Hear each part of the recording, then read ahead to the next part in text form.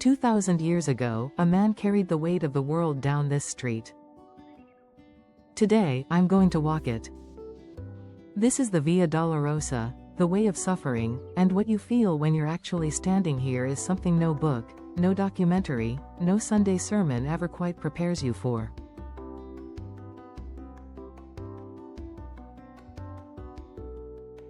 The Via Dolorosa winds through the Muslim quarter of Jerusalem's Old City.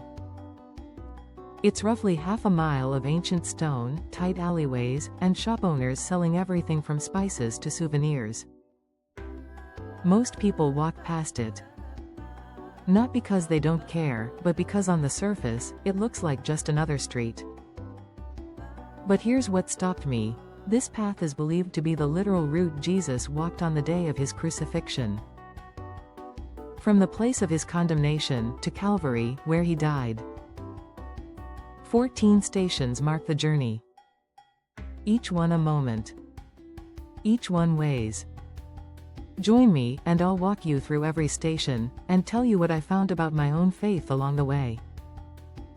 Stations 1 to 5, Station 1. The Praetorium. This is where it began. Where Pilate condemned Jesus to death.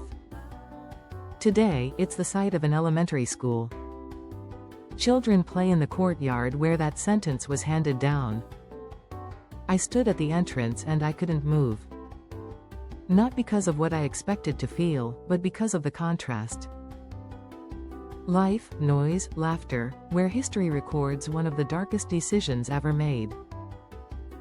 Station 2. Where Jesus received the cross. There's a chapel here, the Chapel of Condemnation. It's cool and quiet, even when the street outside is chaos. I sat for a moment. And I noticed something. Every pilgrim who walked in, regardless of language, regardless of denomination, went silent. The cross does that. Station 3. The first fall. Jesus falls here for the first time. A small Polish chapel marks the spot. The floor is worn smoothly by centuries of feet. I looked down at the stone beneath me and thought, he fell here. And got back up. Station 4. Jesus meets his mother. I'm not going to pretend I didn't feel this one. A mother, watching her son carry the instrument of his death. The Armenian church here has a mosaic of Mary's face. Her eyes are not looking away. Station 5. Simon of Cyrene. This is where a stranger was pulled from the crowd and told to carry the cross. He didn't volunteer. He was grabbed. I've always wondered what Simon felt in that moment. Inconvenienced? Terrified? And then, did he understood, later, what he had been chosen to carry?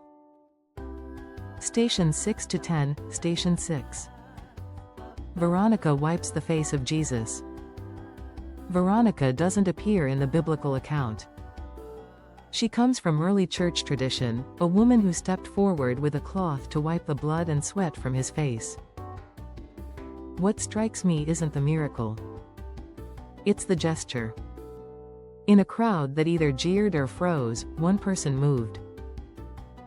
Station 7. The second fall. The street narrows here. It feels more enclosed. The weight of the journey, and the journey itself, is starting to press in. Station 8. Jesus speaks to the women of Jerusalem. Daughters of Jerusalem, do not weep for me. Weep for yourselves and for your children. I've read that passage 100 times. Standing on the street where those words were spoken, it lands differently. Station 9. The third fall. We're climbing now. The path tilts upward toward Calvary. This is where Jesus fell for the final time before reaching the place of his crucifixion. I was out of breath. And I was only walking. Station 10. Jesus is stripped of his garments. We've entered the Church of the Holy Sepulchre. The noise from the street disappears. The air is thick with incense. There's no grand theatrical marker here. Just a quiet alcove, and a recognition of what was taken from him. Stations 11 to 14, Stations 11 and 12. The crucifixion. The death. These are marked by altars within the church. Beneath the altar at Station 12, there's a small opening in the floor. Behind glass, the actual rock of Calvary. You can reach down and touch it. I did. I don't have the words for what that moment was. I'm not sure I need them. Station 13. The body of Jesus is taken down from the cross. There's a stone slab here, the stone of anointing.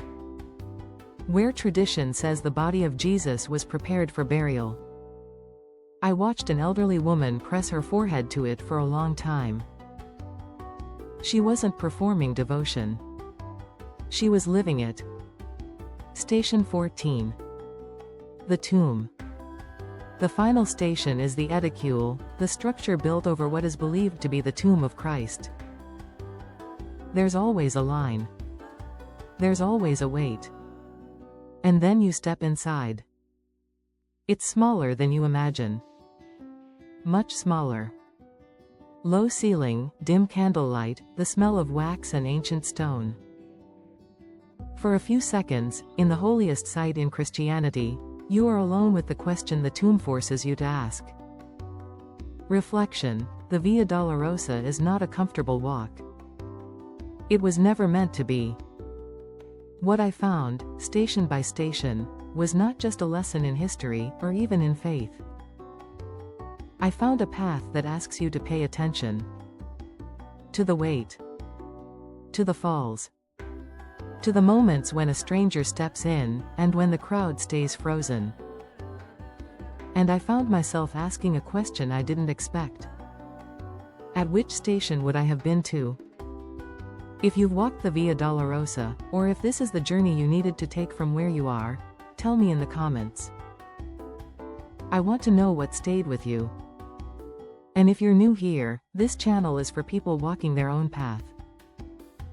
Subscribe below and walk with me. I'll see you at the next station.